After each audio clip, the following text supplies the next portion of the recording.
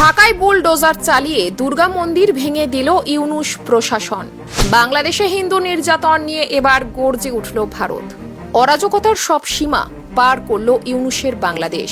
হিন্দু সংখ্যালঘুদের ওপরে অত্যাচার তো চলছিল, এবার বাংলাদেশে বুলডোজার দিয়ে গুড়িয়ে দেওয়া হলো দুর্গা মন্দির। বাংলাদেশের রাজধানী ঢাকার বুকে এমন নিন্দনীয় ঘটনায় ঘটেছে। ভারত সরকারের নজর এড়ায়নি এই কাণ্ড। গোটা ঘটনার তীব্র নিন্দা করেছেন বিদেশ মন্ত্রকের মুখপাত্র রণধীর জয়সওয়াল। প্রায় 50 বছরের পুরনো ঢাকার এই দুর্গা মন্দির। প্রতি বছর দুর্গা পুজো, কালী পুজো হতো এই মন্দিরে। নিয়মিত পূজার্চনাও চলত। বৃহস্পতিবার ইউনূস সরকার বুলডোজার এনে সেই মন্দির গুঁড়িয়ে দেয়। স্থানীয় হিন্দু বাসিন্দারা মন্দিরের সামনে বসে প্রতিবাদ করলেও তাদের জোর করে সরিয়ে দেয় পুলিশ। নির্বিচারে ভাঙা হয় দুর্গা মন্দির। জানা গিয়েছে, গত মঙ্গলবার রাতে কিছু মৌলবাদীরা দুর্গা মন্দিরে হামলা করে। তারা স্থানীয় প্রশাসনের উপরে মন্দির ভেঙে ফেলার জন্য চাপ তৈরি করেছিল বলে অভিযোগ স্থানীয় বাসিন্দাদের। তারা আশঙ্কা করেছিলেন অন্তর্বর্তী সরকার এমনই কিছু করবে। সেই আশঙ্কাই সত্যি হলো। প্রকাশ্য দিবালোকে সেনা ও পুলিশের নিরাপত্তায় বুলডোজার দিয়ে ভেঙে ফেলা হলো ঢাকার দুর্গা মন্দির। শেখ হাসিনা সরকারের পতন ও মোহাম্মদ ইউনূসের নেতৃত্বে অন্তর্বর্তী সরকার গঠিত হওয়ার পর থেকে বাংলাদেশের নির্যাতনের শিকার হিন্দু ও সংখ্যালঘুরা। কখনো ঘরবাড়ি ভাঙা হয়েছে, কখনো মন্দির। ভারত সরকারের তরফে বারংবার ইউনূস সরকারকে হিন্দুদের নিরাপত্তা নিশ্চিত করতে বলা হয়েছে। প্রধানমন্ত্রী নরেন্দ্র মোদী নিজেও উদ্বেগ প্রকাশ করেছেন। তারপরও বদলালো না ইউনূসের বাংলাদেশ। গতকাল দুর্গা মন্দির ভেঙে ফেলার ঘটনার তীব্র নিন্দা করে বিদেশ মন্ত্রকের মুখপাত্র রণধীর জয়সওয়াল বলেন, চরমপন্থীরা ঢাকার দুর্গা মন্দির ভেঙে ফেলার জন্য দাবি করছিল। বাংলাদেশের অন্তর্বর্তী সরকার নিরাপত্তা প্রদানের বদলে অবৈধ জমি ব্যবহার বলে মন্দির ধ্বংস করার অনুমতি দেয়। এর জেরে মন্দির স্থানান্তরিত করা যায়নি। দেবী মূর্তি ক্ষতিগ্রস্ত হয়েছে।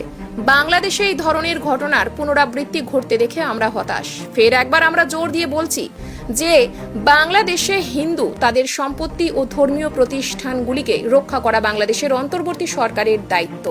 ঢাকার দুর্গা মন্দিরে বুলডোজার চালানোর তীব্র নিন্দা করেছেন এই রাজ্যের বিরোধী দলনেতা শুভেন্দু অধিকারী। তিনি মন্দিরে বুলডোজার চালানোর মুহূর্তের ভিডিও এক্সে শেয়ার করে লিখেছেন, বাংলাদেশের ইউনূস সরকারের আমলে গত কয়েক মাস ধরে সেখানকার হিন্দুদের ওপর অমানবিক নির্যাতন চলছে, যা এখনো থামার কোনো নাম নেই।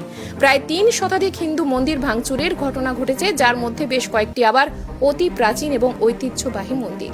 এবার সেখানে নতুন সংযোজন ঢাকার খিলক্ষেতের সার্বজনীন দুর্গা এবং কালী মন্দির। মহাপ্রভু শ্রী শ্রী জগন্নাথ দেবের রথযাত্রার আগে আজ সরকারিভাবে কোনো নোটিশ ছাড়াই খিলক্ষেতের দুর্গা ও কালী মন্দির ভাঙচুরের সাথে সাথে দেবদেবীর প্রতিমাগুলিও ভাঙচুর করা হয়েছে। স্থানীয় হিন্দুরা বাধা দেবার চেষ্টা করলে তাদের উপর বল প্রয়োগ করা হয়। উগ্র মৌলবাদের সমর্থক বাংলাদেশের বর্তমান ইউনূস সরকারের প্ররোচনায় হিন্দুরা যেভাবে সেখানে অত্যাচারিত হচ্ছেন, তাতে আগামী কয়েক বছরে বাংলাদেশে হিন্দুদের অস্তিত্ব থাকবে না। তিনি অভিযোগ করেছেন, বাংলাদেশের মতোই পশ্চিমবঙ্গেও হিন্দুদের উপর অত্যাচার শুরু হয়েছে। তিনি লিখেছেন, দিন 3-4 আগে নবান্নে মমতা বন্দ্যোপাধ্যায়ের সঙ্গে সাক্ষাৎ করেন বাংলাদেশের অন্তর্বর্তী সরকারের প্রধান উপদেষ্টা মোহাম্মদ ইউনূসের দূত। সংবাদ মাধ্যমের খবর অনুযায়ী নাকি বাংলাদেশের অন্তর্বর্তী সরকারের প্রধান উপদেষ্টা মোহাম্মদ ইউনূসকে শুভেচ্ছাও জানান মুখ্যমন্ত্রী।